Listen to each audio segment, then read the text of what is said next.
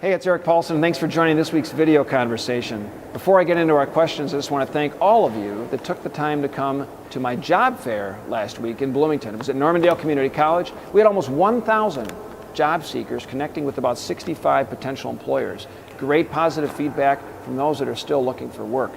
Also want to thank those that came to my Congress on Your Corner event in Chaska. Good one-on-one feedback, getting advice, thoughts, and input on the issues of the day. And of course, I had a telephone town hall meeting earlier this week, connecting with folks back in the district. But now we'll get to our questions. And the first comes from Ellen in Coon Rapids. And she wrote in about our national parks, sending in an email.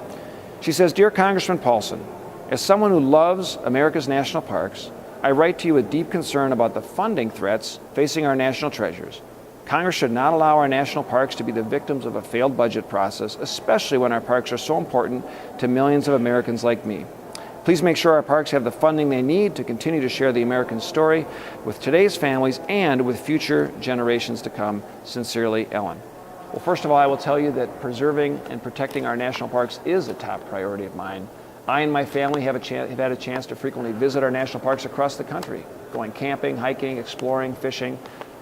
In Minnesota, we have about almost 5 national parks and monuments and scenic waterways. We've got about 600,000 visitors. So it's very important to preserve and protect these crown jewels and these treasures for generations to come. I've even been recognized for my protection of our national parks, getting the National Parks Heritage Award.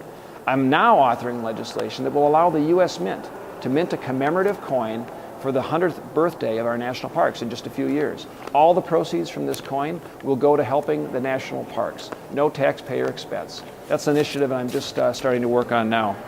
The next question I'm actually going to take not from an email or from a letter or from a phone call, but from our telephone town hall meeting, because I didn't get a chance to get to everybody's question this week. Someone left a voicemail. It was Robin in Bloomington.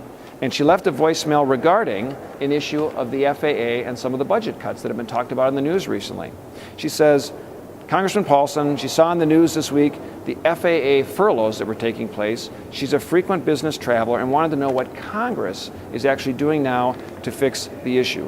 Well, what Robin is talking about is the FAA's decision recently to furlough some of its employees in air traffic control towers as a part of managing the budget sequester and some budget cuts.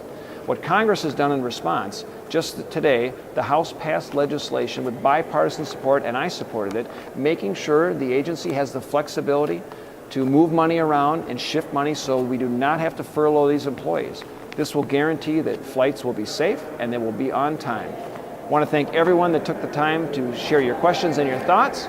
Feel free to write in anytime. Visit my website at Paulsen.house.gov. Sign up for my email newsletter, or you can reach me on Facebook or Twitter.